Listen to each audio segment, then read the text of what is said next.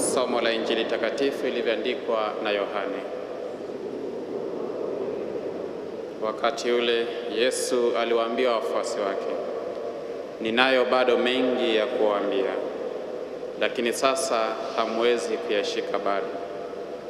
Lakini atakapokuja yeye, Roho wa ukweli, atawaongoza katika ukweli wote.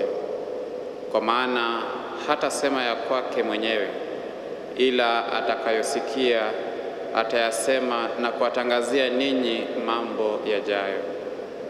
Yeye atanitukuza, kwa maana atatoa katika yale yaliyo yangu na kuwatangazia ninyi.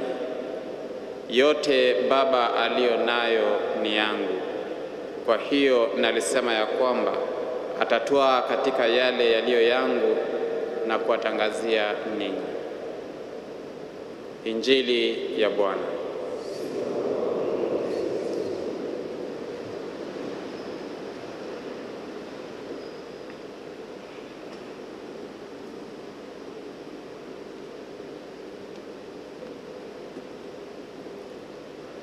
Tumsifu Yesu Kristo.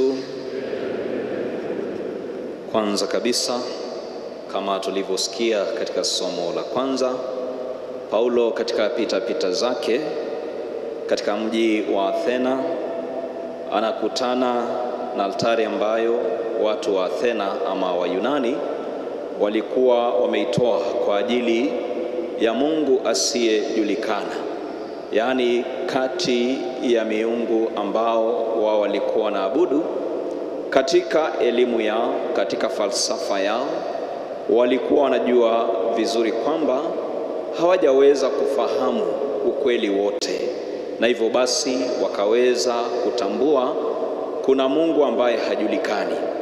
Na hivi leo Mtakatifu Paulo anawaeleza kwa ufasaha na vizuri sana kwamba huyu Mungu ambaye hamjui, hamjapata kumwelewa, ni yule ambaye ameumba mbingu na ulimwengu, ambaye sisi tu watoto wake. Na kwa njia ya kipekee alikuwa anataka kuwaonyesha na kuambia kwamba mpende msipende, Mungu yupo, na hatuwezi tukakataa. We cannot deny the fact that God is there, God exists, the one who created heaven and earth. Mungu ambaye tunamtegemea, anayetulisha, anayetujalia riziki. Kwa hivyo pia nasi katika elimu yetu, katika ujanja wetu, katika mali ambazo tuko nazo, tusifikiri kwamba bila Mungu tutaweza chochote. Tunamhitaji zaidi, na hivyo basi tusiwe na kiburi kama hawa watu wa Athena ambao wakati Paulo pia alianza kuzungumzia kuhusu ufufuko, wakamwambia tutakusikiliza siku nyingine.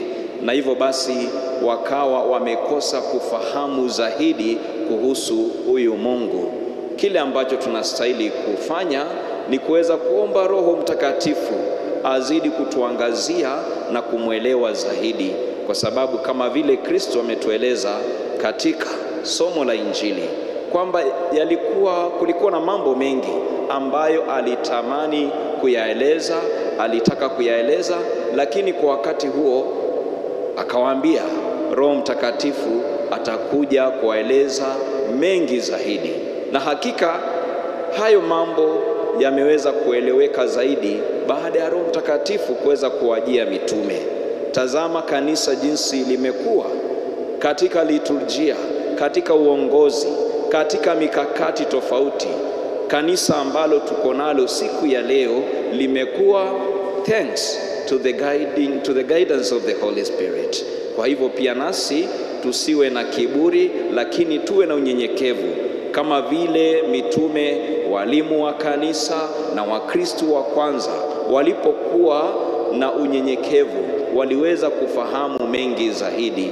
Na hivyo pia nasi tuweze kumwomba Mwenyezi Mungu huyu Roho Mtakatifu atuangazie zaidi, tuweze kuyafahamu mengi ambayo tunataka kuyafahamu katika imani yetu tukufu. Tumsifu Yesu Kristo.